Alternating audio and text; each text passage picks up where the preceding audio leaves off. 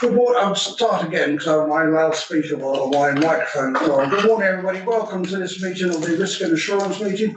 Of the 4 Risk and Assurance meetings we hold during the year, this is always a shorter one because of the natural progression of various other matters. And indeed, on this particular one, because of various events, it will be shorter than normal. There's less material to come to the table than normal, but there is still some very important material that will come to the table.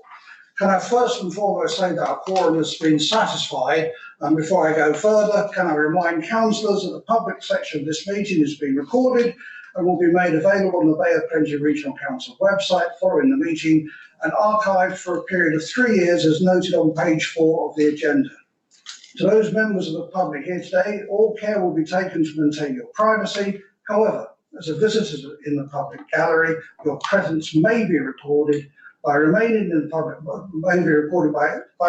public gallery, it's understood your consent is given if your image is inadvertently broadcast. I also remind all present that local government decisions may enforce no protection to councillors.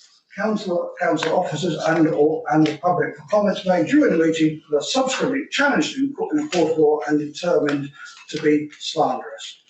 Right, that gets that business out of the way. So I have to say I'm slightly disappointed today that we have only a small number of people present in the room on the committee. I do understand that there's always good reasons why some people can't attend, but I do ask that in view of the fact we only have the 4 meetings a year, that you do make every effort to attend. So present in the room today, Bruce, we've got Bruce Robertson. Bruce, you're always welcome. You provide invaluable service to us both at the committee and offline. So it's always pleasant to see you here. Thank you. Chairman Leader is here in his ex officio role. Councillor Clark is present. And the other councillors who are on the committee, Councillor Cosbury, Councillor White and Councillor von Daddelson are present on Zoom. Because of the COVID government legislation, those people online have both voting rights and help satisfy the quorum. We also, and I'm pleased to say, have people coming, members of councillors coming in online who are not committee members, and of course I believe this is very vital work for the future of the Bay of Plenty Regional Council, so I'm delighted to see you here.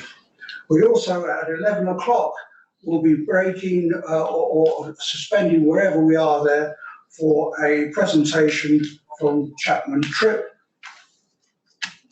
Right, apologies, there are none public forum, none advised, items not on the agenda, none advised. As I've just mentioned, the order of items of the public excluded agenda might be rearranged to accommodate an external presenter during the meeting from Auckland at 11 a.m.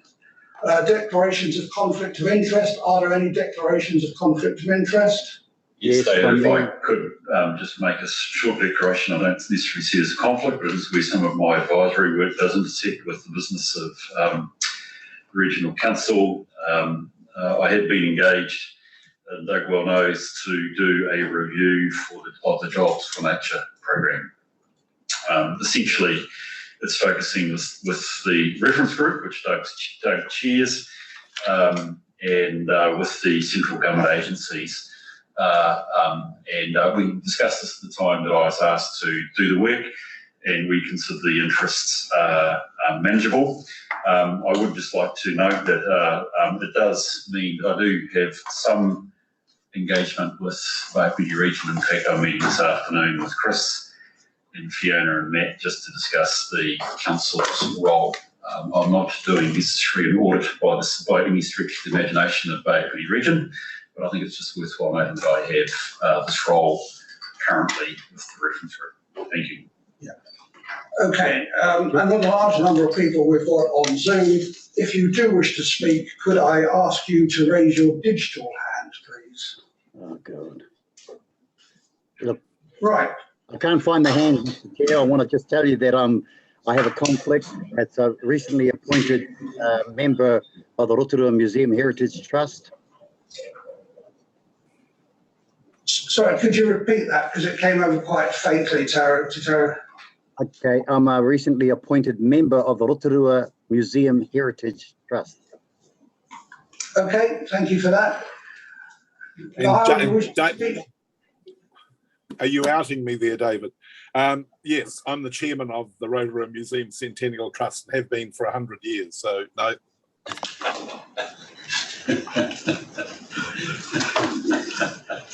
Thank you for that.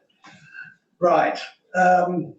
Any other declarations of conflict of interest? I really only need to take them from committee members, formal committee members. Okay. Public excluded business to be transferred into the open. None have been advised. Can we now turn to page 9, agenda item 7.1, previous minutes of the 1st of December meeting. Are there any matters arising?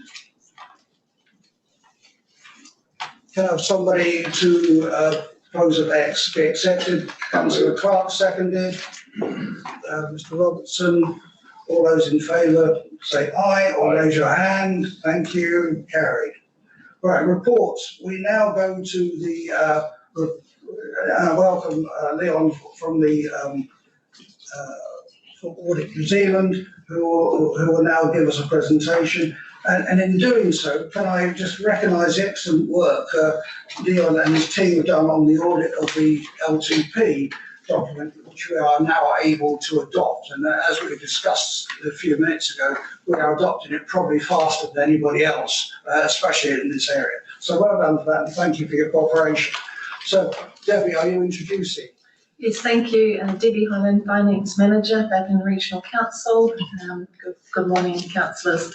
Also, Leon Peterson, our Audit Director from Audit New Zealand. The report today is the management letter from Audit New Zealand for the council for the year ended 30th of June 2020. And we were pleased to adopt the annual report, if you recall, in December of last year. And so following some of the improvement opportunities, obviously our audit had received an unmodified audit opinion. And we've presented here a couple of the issues which are necessary for council to remediate. So the key appendix was sent under separate cover as a late item, and apologies for that, councillors. So I will refer you to the actual appendix, which went out as a separate report. And basically I'll look to hand over to Leon to introduce the management letter, and then I can talk to some of the work we've done if necessary to resolve some of the issues. Thank you, Leon. Thank you, Debbie. Thank you, Mr. Chair. Yeah, I think I'll take the report, I know I'll take the report as read. So I'll just highlight a few items out of the report. Debbie already referred to the audit report we issued, but that's already old news. We've covered the CD and the consultation document in the meantime. So we were all overall comfortable with the areas of focus raised in our audit plan. That's on pages 9 to 12. No real significant issues that flew out of that. As far as the new recommendations that's on page 4 of my report are concerned, I think the one that I consider to be the significant or the important one is the one about issuing group instructions to the subsidiaries. If you look at the uncorrected misstatements, both financial as well as disclosure deficiencies, those things can or should be limited in future if council issue group instructions to the subsidiaries, and of course the significant one is Quayside. I can't talk too much about Quayside because I'm not still finalising their management report, but it is something I'm raising with them as well.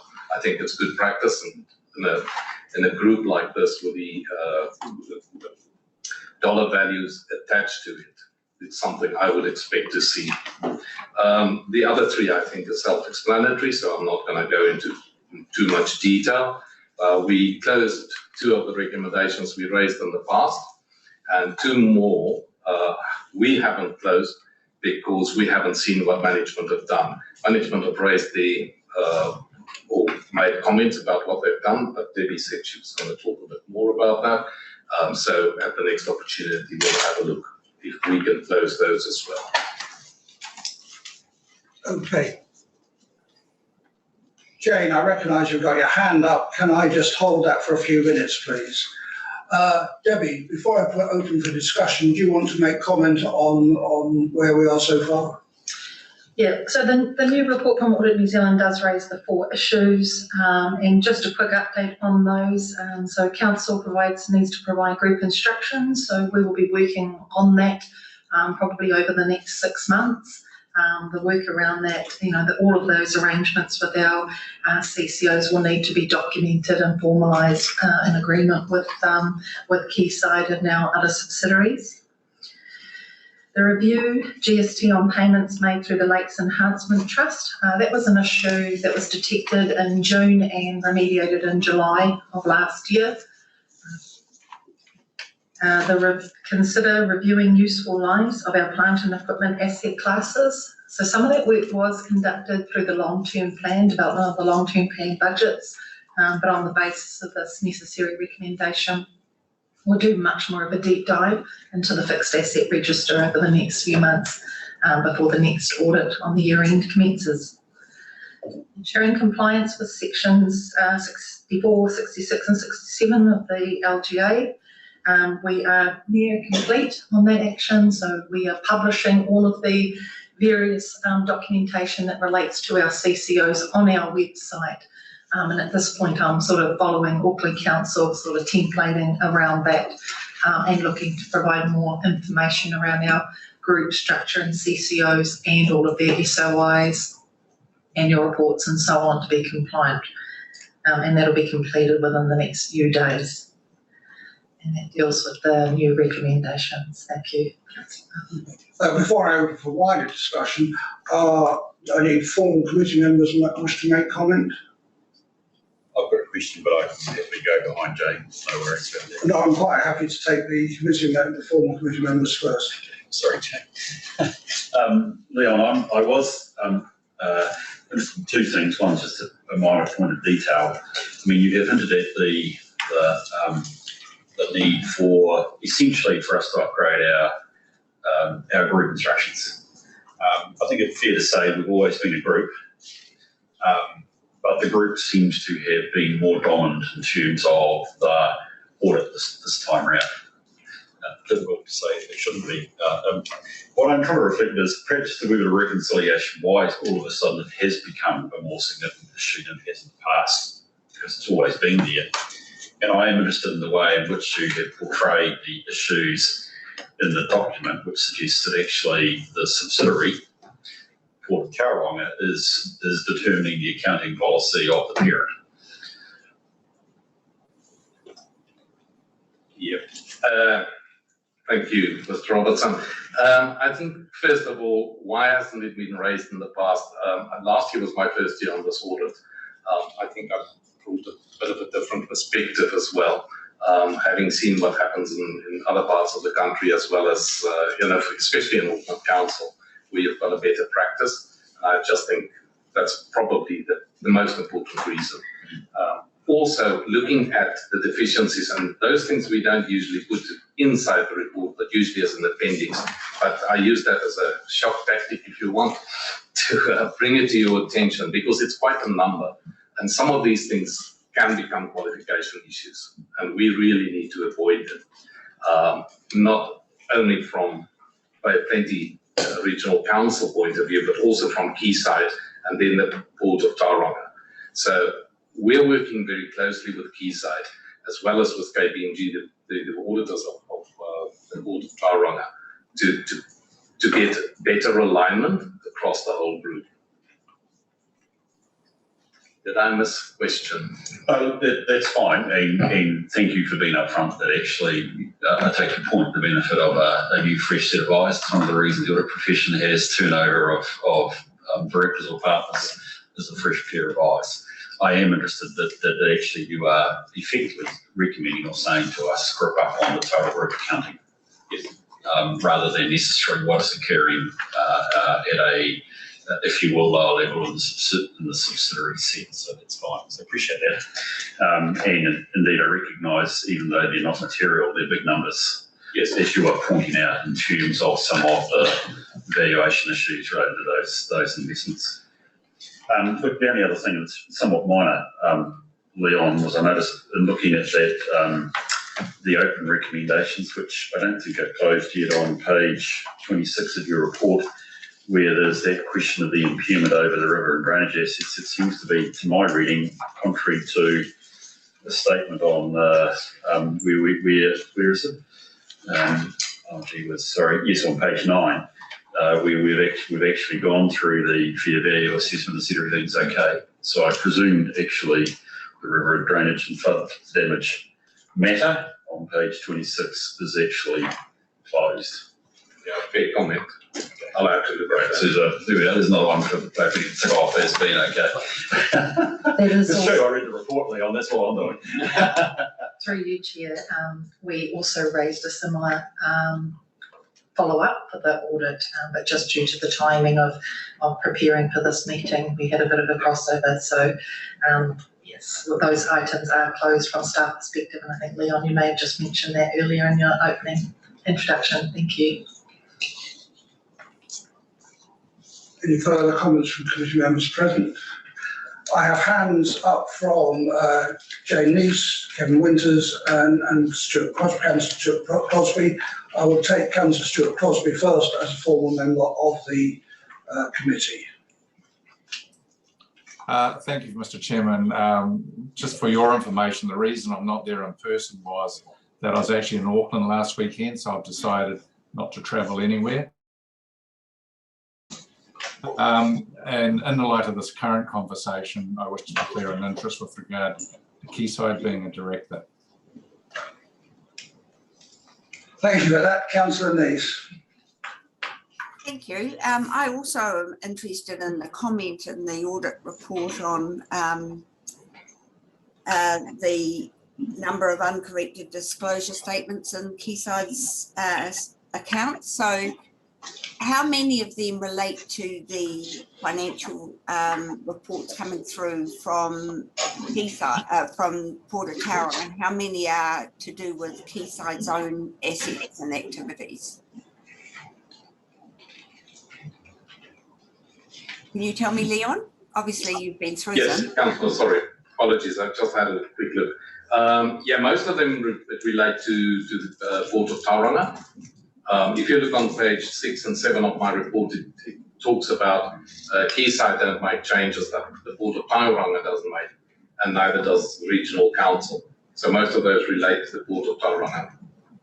So my question then is, knowing that the Port of Tauranga is a commercial entity that's publicly listed, what is our ability to determine their accounting policies? I understand that you are auditing the integration of their accounts with our accounts, but I just am interested in our ability to direct a commercial, publicly listed entity how they should run their accounts. I think it's not, yeah, I think what you're saying is very true. It's running their accounts. So the accounting policies, although they're for profit, of course, and it differs from public sector standards, the accounting standards should align right through the group, from you right through Quayside to the Port of Tauranga. And as the parent of the ultimate parent of the port, you do have quite a bit of say in ensuring that all these entities align. There's obviously a difference of opinion, though, between the two different sets of auditors, the auditors of the Port of Tauranga and the auditor of Council and of Quayside. So I am a bit concerned about this, that you are expecting us to direct a commercial entity in a way that perhaps other shareholders might not be that comfortable. Yeah, I don't think there is any difference of opinion, because these misstatements flowing through from Port of Tauranga actually comes from their auditor. It's not from us. We just pass them on to Quayside and then ultimately to you. So I don't think there is a difference of opinion. So your issue is with the auditor, not with our accounts? No, it's definitely not with the auditor. We're in alignment with this because the misstatements that they found at the Port of Tauranga, either being financial or disclosure deficiencies, they passed on to me as the auditor of Quayside and then the ultimate group auditor of the Bay of Plenty Regional Council. So through you, Chair, as I understand it, the Port of Tauranga would have received a letter of representation from the auditors, and the representation lists, provides an appendix that has a schedule of misstatements. So typically auditors, through the duration of the audit, raise errors, omissions and improvement opportunities, and management through that process can agree with audit whether they make changes to their accounts. And it appears that there are a couple of items that you obviously agreed to disagree or to leave it on the table, as it were, in terms of just including the additional disclosure in the appendix of the letter of rep. And Leon's just indicated that for transparency here at Full Council, he's brought that into our letter of rep. But typically that detail sits in the Port's letter of rep. So I think for transparency, it's good. And then the work is required from my team to work with all of those accounting policies and ensure there is that alignment and set the expectations around, I guess, from the parent in terms of, do you need to correct your misstatements or not? For my team and with Matt's team, we receive errors and unders and overs, and we sit down and typically we agree to make all these changes last minute. It does put a lot of pressure on staff, but we undertake that, so we have a clean audit report. Potentially here, the timing was such that the Port team didn't have enough time to make the changes, and they've left them on the letter of rep for transparency of the unders and overs. And that's my point. That's the process. The Port has got commercial requirements for reporting and timeframes, and I just want to make sure that what is commented on in our audit report is fair and able to be controlled by us. So I've expressed my concern. I think perhaps maybe it's gone a little bit too far in this instance, and I'll be very interested in having reports back from staff as to what group guidance we can practically provide that is appropriate and not meddling too much in other people's affairs. Yeah, thank you for that, Jane. I think you raised some important issues there, and I think we need to have a discussion further, but offline, about that.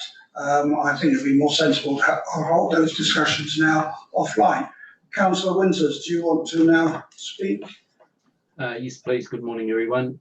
Debbie, just that 4.1 treatment of GST on the Lakes Enhancement Program. So that's the nitrogen buyback scheme that we run.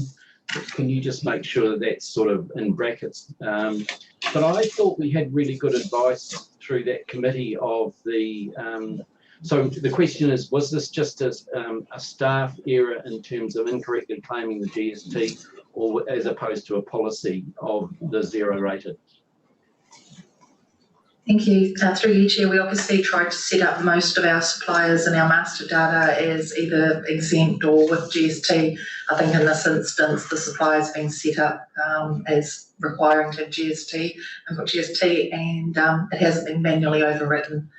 It was detected and remediated immediately with the Inland Revenue. Thank you. Any further comments? Can I therefore have somebody to move the recommendations on page 15, please? Somebody to move it. Mr. Robertson to move, seconded. Councillor Clark, all those in favour please say aye or raise your hand. Aye. Thank you, carried. Right, we'll now move on to the chairperson's report, and I hand over to Chief Financial Officer Matt Taylor. Hello, good morning. Thank you, Mr. Chairman. So nothing to add to the report. This is the report that we receive at every meeting. Just, sorry, Leon, just before you go, can I say thank you for once more for your attendance here. I should have said thank you before you left, started leaving the room, but well done anyway. Well, I feel welcome. See you Monday. So this is the report for the chair that looks back over the items that have come to this meeting and previous cycles of the meeting, and also for the coming calendar year. So appendix attachment 1 is your forward-looking programme, and appendix 2 is the backward-looking programme, demonstrating the items that have come to the committee. So nothing else to add, Mr. Chairman. Comments from the table? Comments on Zoom? Thank you. Can I have somebody to move the recommendation on page 18? Moved West Robertson, seconded. Okay, Councillor Von Daddleson on Zoom. All those in favour say aye, raise your hand. Thank you. Carried.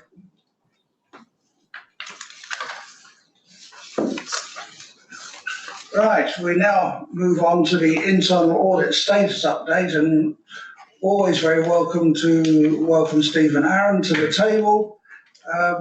Over to you. Thank you, Chair. Good morning, Chair and Councillors. I'll take the report as read. I just want to highlight a couple of items from that report. The workload on the internal audits. The program is progressing steadily. I expect to complete 3 audits by the next Risk Insurance Committee. That'll be air quality, fraud risk and gravel. And then expect to have the remainder of the outstanding audits to draft status by the end of June. In terms of the action follow-ups, those are all being actively monitored. The majority do relate to fairly complex projects around the Excel Tech 1 upgrade and also the long-term plan and asset management plan status. Based on feedback, we have broken the health and safety actions out into a separate section for improvement actions, and this lets us report separately on initiatives to increase maturity.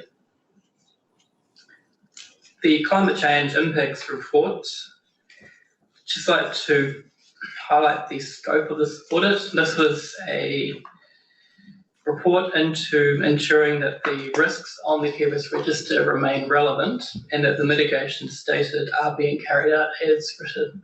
And we found that the risks are relevant.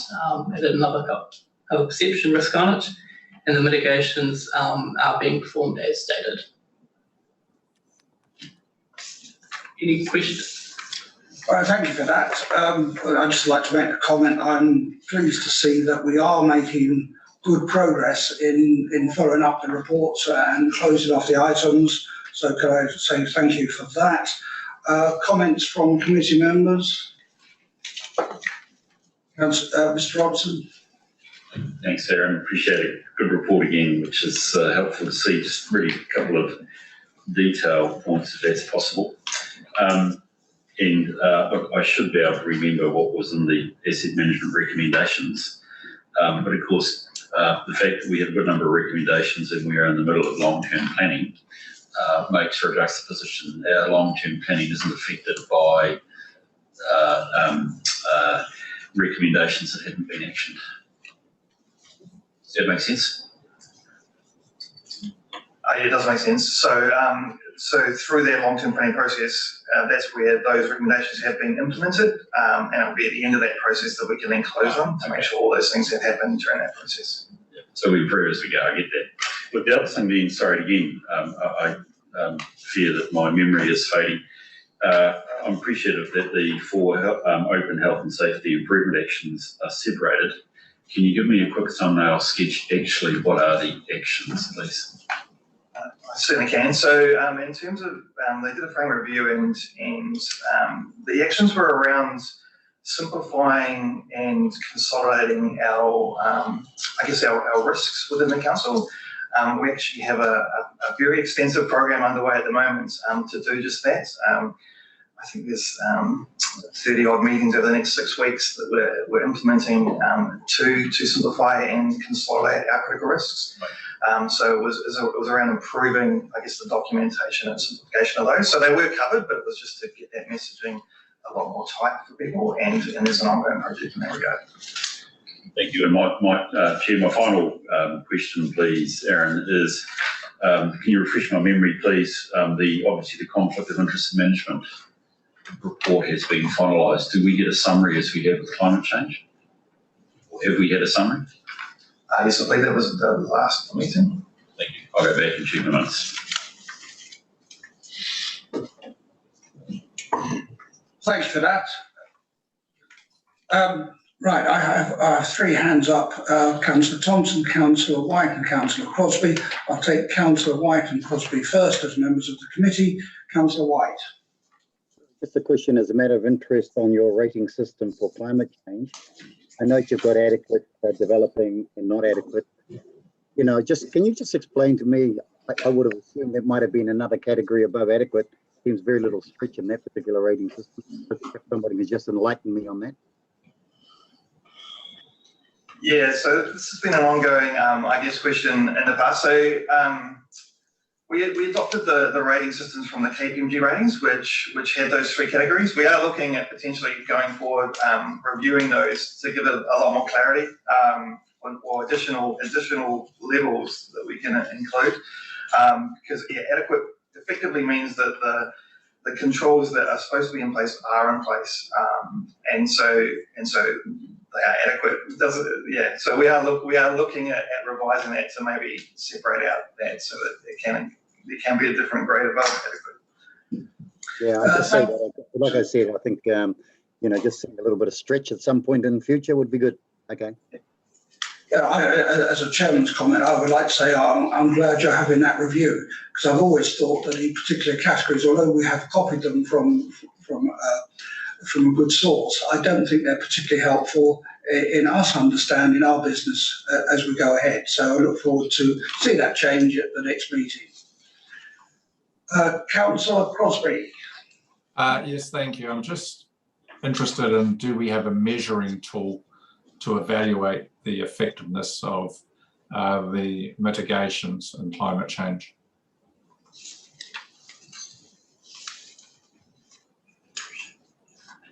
So in terms of our report, we were just looking at whether or not those actions that were defined were in place or weren't. And in terms of the actions, there was a couple that we had some minor recommendations in terms of improvements. In terms of a measuring tool, I'm not aware that we have that in place. Well, through you, Mr. Chairman, these frankly are a little bit pointless unless we can accurately measure the change. Later on, I can provide a tool that's commonly used in local government, if that will be of assistance. Yeah, certainly appreciate it if you could provide that. We can incorporate that. Yeah, thank you for that, and especially for your background in local government. It's always great to have your input and recommendations to help us do our work better. Councillor Thompson. Yes, thank you, Mr. Chairman. Stephen, would you be good enough to embellish the scope of work for air quality? Thank you. Again, in terms of the air quality audits, the scope of that is similar to climate change in terms of looking at whether or not the mitigations that are in place in the key risk register to mitigate those air quality risks are actually in place. So the scope will be directly aligned to those mitigations in the key risk register. Probably ditto Councillor Crosby's comments with regards to those measures. Thank you. Any further comment from the committee? What other people present? No, thank you. Right, can I have somebody to move the recommendation on page 25, please? Councillor White, seconded. Councillor Von Daddles, all those in favour, please say aye or raise your hand. Aye. Carried. Right. So that brings us to the end of the public meeting.